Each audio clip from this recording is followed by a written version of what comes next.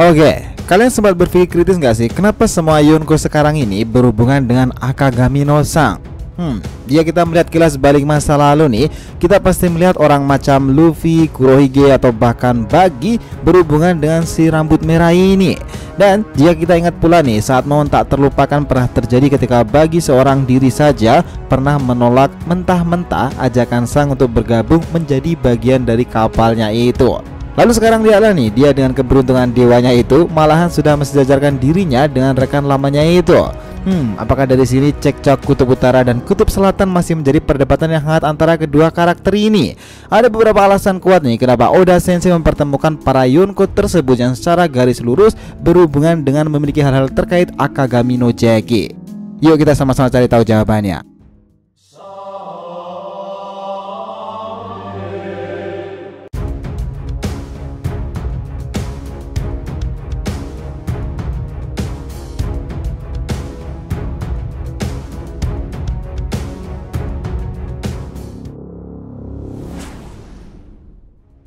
Hai guys, welcome back to the RTV channel. Nah, kali ini kita akan membahas mengenai sebuah teori yang baru nih tentang alasan kenapa semua Yonko itu sekarang berhubungan langsung dengan Akagami no Sang.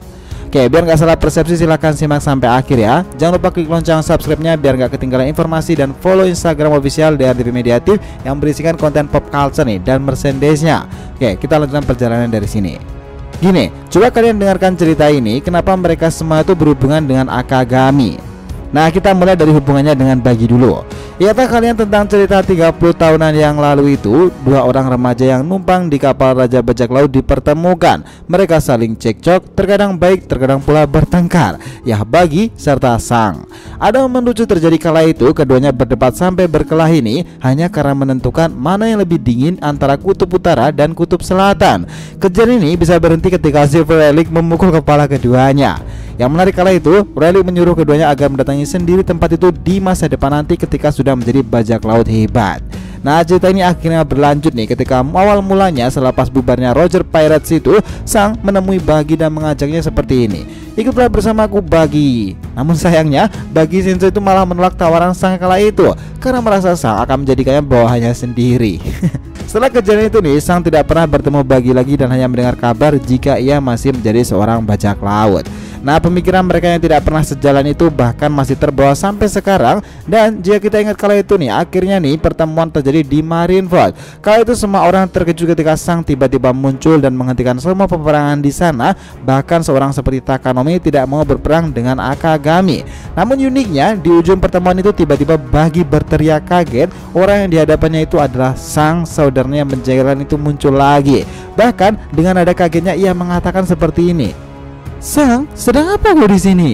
Dan dialah itu nih, meskipun sudah 20 tahun lebih mereka tidak bertemu lagi, tetapi tetap saja kedua itu seperti anak-anak di usia mereka belia. Sama seperti Tom and Jerry lah. Buggy yang sangat hiperaktif itu ditangani dengan santuy oleh Sang. Nah, bahkan lebih mengesankannya lagi, kesalahan Buggy itu memuncul lagi sampai ia mengatakan hal seperti ini.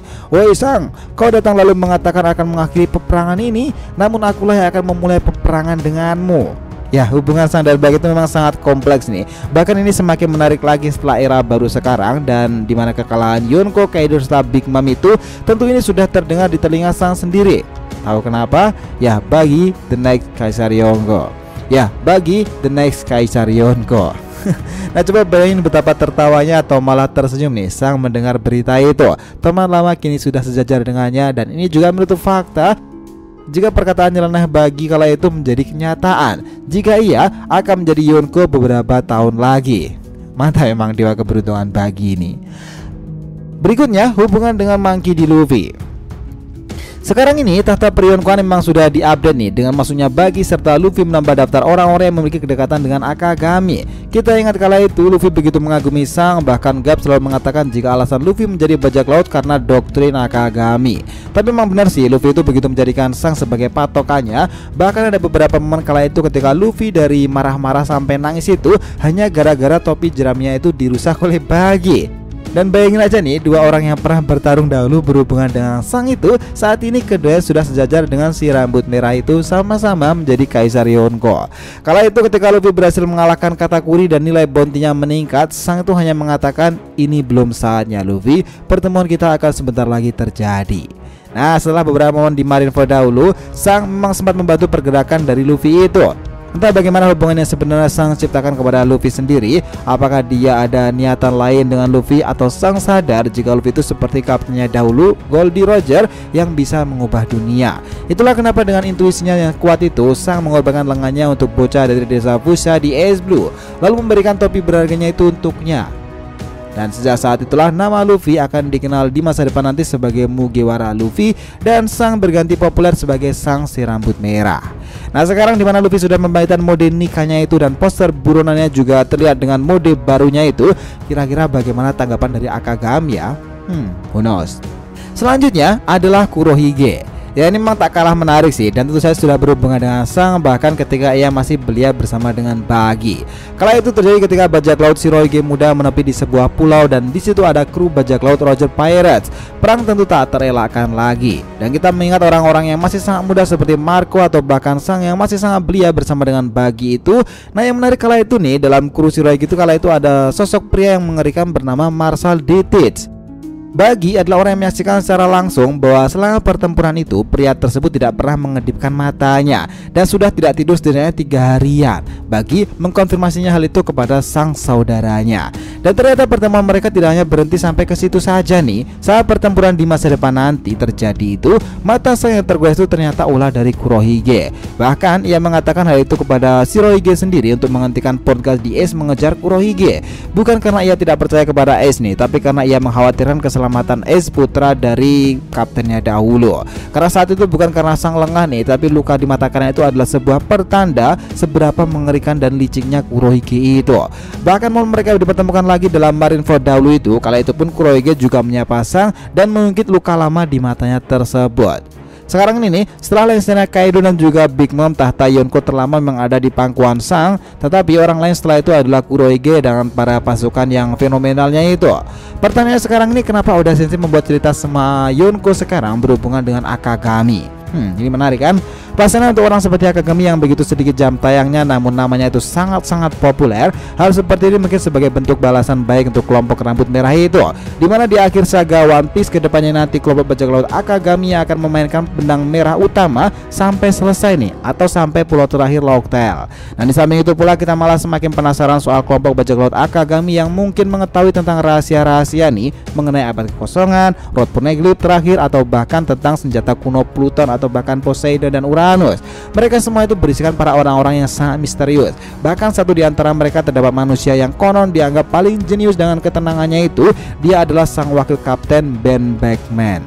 Nah, benang merah antara Buggy, Luffy, serta Kurohige ini tentu membuat tahta Yonko serasa seperti Circle Akagami yang telah ia temui dari masa lalu. Di dunia baru seperti sekarang ini, di mana para mantan Rocky lama dan Supernova lama ini sudah sangat-sangat berkembang itu, era Yonko bukanlah era Yonko lagi. Nah, jika sudah begini, apakah benar nih jika keberadaan Yonko sudah tidak berguna lagi? Karena terlihat dari segi kekuatan sepertinya ada ketimpangan untuk Lord Buggy.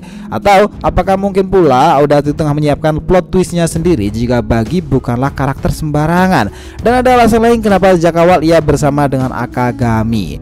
Dan ia dengan entah bagaimana caranya terpilih sebagai kaisar dunia baru menggantikan posisi Big Mom dan Kaido. Dan jika kita melihat dari beberapa anime, orang seperti Kabuto malah di akhir art itu malah menjadi villain yang sangat mengesankan. Lalu bagaimana dengan Buggy? Apakah akan ceritanya seperti itu? Nah, Akagami no Sang atau Akagami no Jagi itu mungkin akan semakin bersinar lagi nih, karena movie-nya Red juga siap untuk dirilis sebentar lagi, dimana ketambahan ini juga menjadi penanda nih era baru bagi para Yonko dunia baru itu. Is it make sense? Gimana menurut pendapat kalian? Nah, itulah tadi pembahasan kita nih mengenai alasan kenapa para Yonko sekarang ini berhubungan dengan Akagami no Sang. Jangan lupa kasih saran di kolom komentar dan subscribe channel ini. Semoga ceritanya itu memberikan informasi dalam tiap pembahasan animenya. Thank you telah menonton DRTV and we'll be come back.